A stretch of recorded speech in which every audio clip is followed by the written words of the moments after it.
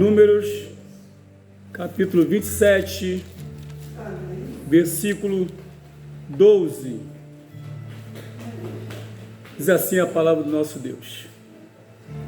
Depois disse o Senhor a Moisés: sobe a este monte de Abarim e vê a terra que tenho dado aos filhos de Israel. E tendo-a visto, então serás recolhido ao teu povo, assim como foi recolhido o teu irmão Arão. Porquanto no deserto de Zim, na contenda da congregação, fostes rebeldes ao meu mandado, de me santificar nas águas diante dos seus olhos. Estas são as águas de Meribá, de Gades, no deserto de Zim. Pai, muito obrigado, Senhor, pela tua palavra nesta noite, mais uma vez, em nome do Senhor Jesus. Amém. Amém.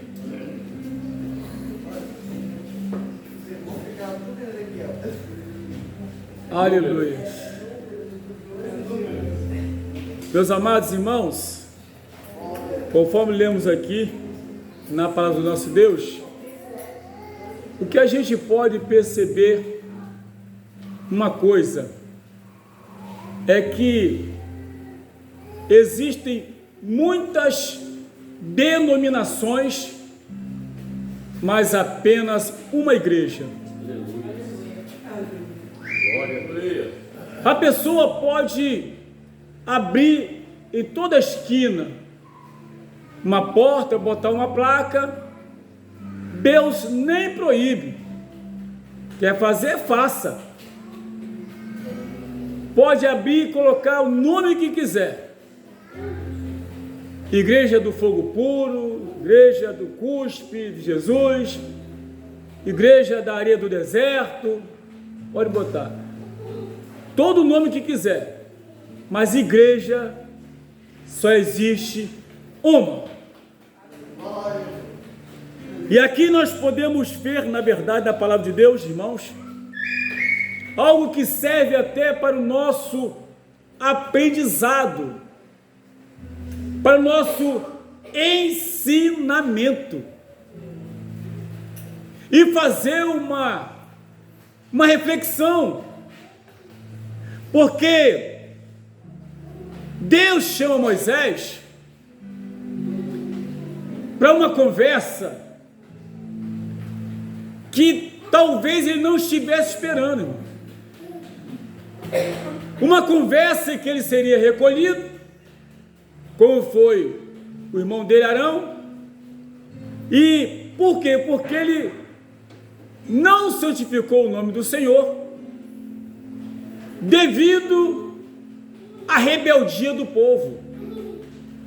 Aleluia. E tendo visto-a, então serás recolhido ao teu povo, assim como foi recolhido o teu irmão Arão. Meus irmãos, Moisés, ele estava muito bem cuidando das ovelhas do teu sogro no deserto. O Jetro, sacerdote de Midian, estava lá. Acontece que Deus tinha algo com ele, e algo grande, algo muito grande, dando para ele então uma responsabilidade. Deus então o chama e o envia de volta para o Egito para buscar, para tirar o povo dele de lá. Moisés ainda tentou não ir, sabendo que da complicação que seria, sopesar de língua, mas Deus não abriu mão. Deus não abre mão quando Ele tem um propósito na vida de uma pessoa. Não abre mão quando tem um propósito. Por mais que Moisés tentou, não tem jeito. Fala com o teu irmão Arão. Fala com ele. Ele vai estar com você, não vai ter problema nenhum. Fica tranquilo. E ele foi. Todos nós sabemos das dificuldades para poder sair do Egito. Foi uma luta muito grande.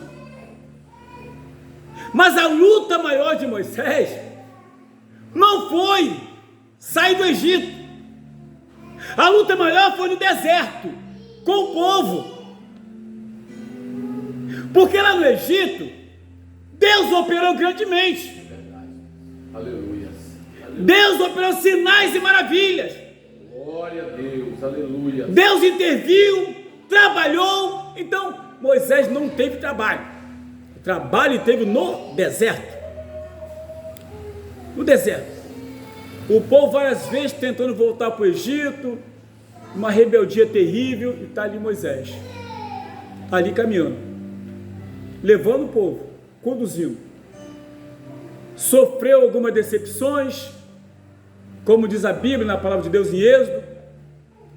Foi lá estar com o Senhor, ficou lá no monte com Deus, e o povo no deserto se rebelou. Deus manda ele descer, diz: ó, teu povo já se desviou, cuida lá desse negócio. Ele nem perguntou para Deus o que deveria fazer, não. Ele já foi descendo e resolvendo. Porque tem coisas, irmãos, que não precisa perguntar para Deus. Ele foi direto ao assunto, quebrou a tábua, pegou os bezerros de ouro, moeu tudo, passou no buril, misturou com água. Bebe aí, rebelde. Mas resolveu o problema, porque Deus chama para resolver problema e não dá problema para ele. Depois de toda aquela caminhada, depois de tudo aquilo, aí Moisés não vai entrar. Irmãos, ele poderia, humanamente falando, não espiritualmente, entenda bem, ele poderia até questionar com Deus. Ele poderia, humanamente falando, ele poderia questionar: Senhor, como assim? Eu não queria estar lá. O Senhor que mandou buscar o povo. E no deserto, o Senhor viu o que aconteceu.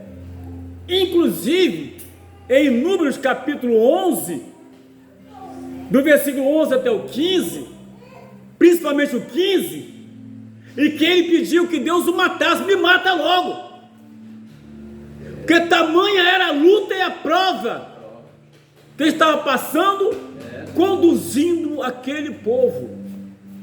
Ele poderia, humanamente falando, questionar com Deus: Senhor, quando tinha problema, eu estava lá para resolver. Quando alguém brigava lá na tenda, eu estava lá para resolver. Quando o filho se rebelava, eu estava lá para aconselhar. Quando havia problema no relacionamento, eu estava lá para aconselhar, para conciliar a família. Aleluia. E agora, o Senhor fala que eu não vou entrar nessa terra, Senhor. Como assim? Isto é visão carnal. Porque na visão espiritual é diferente. Porque Moisés, irmãos, ele tinha visão de reino e não de arraial. Estava olhando para algo maior. Por isso, ele, ao invés de questionar, ele falou o que com Deus? Senhor, então, levanta um homem dentro do povo, para que não fique como ovelha que não tem pastor. Está aqui na Bíblia Sagrada, na palavra de Deus. Então, olha só, olha o que diz a Bíblia.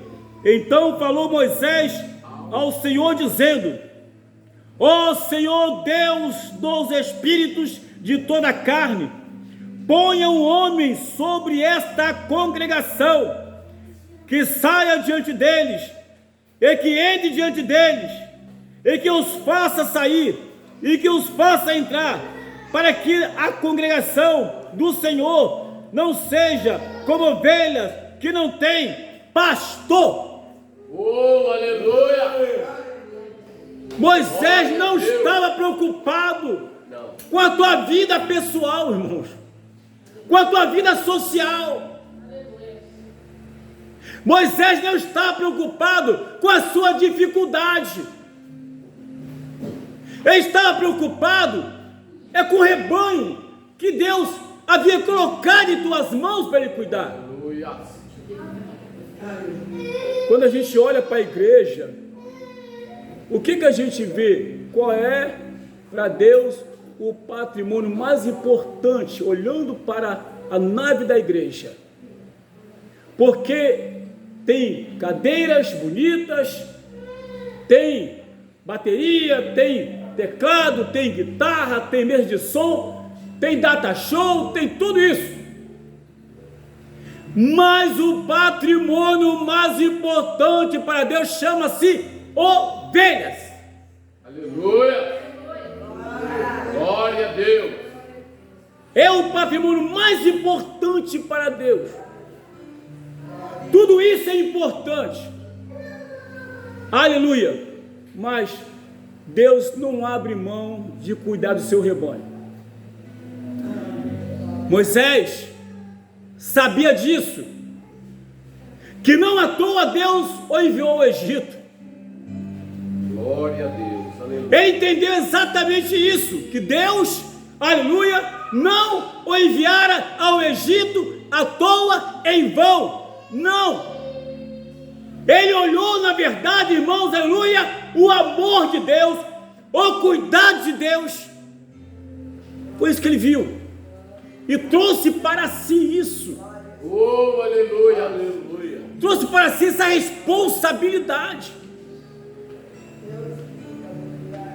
A gente não pode ficar feliz quando alguém se desvia, quando alguém está fraco na fé.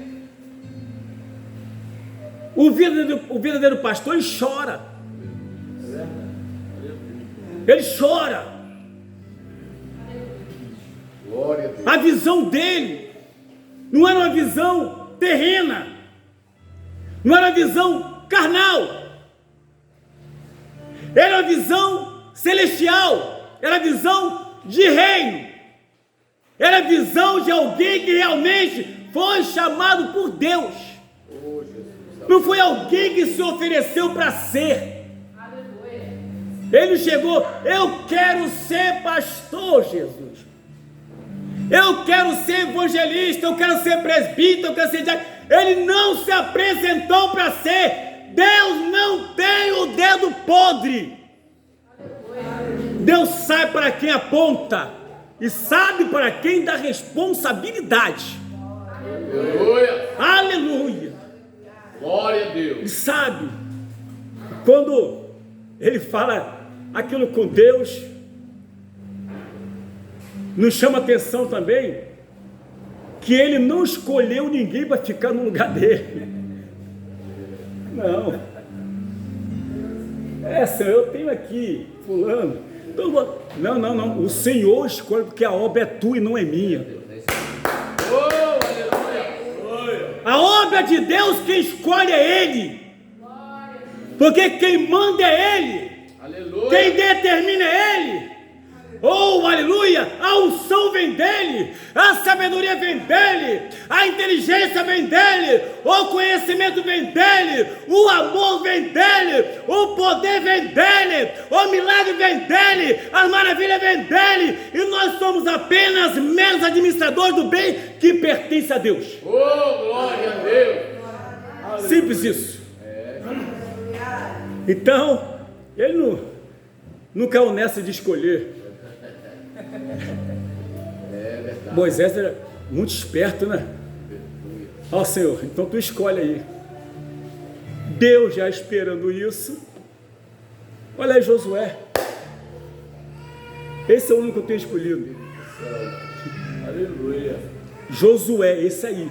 Pega Josué pela mão, leva ele, dê conselho perante o povo, chama o sacerdote Eleazar, dê conselho para ele perante o povo, para que o povo ouça e aprenda a obedecê-lo.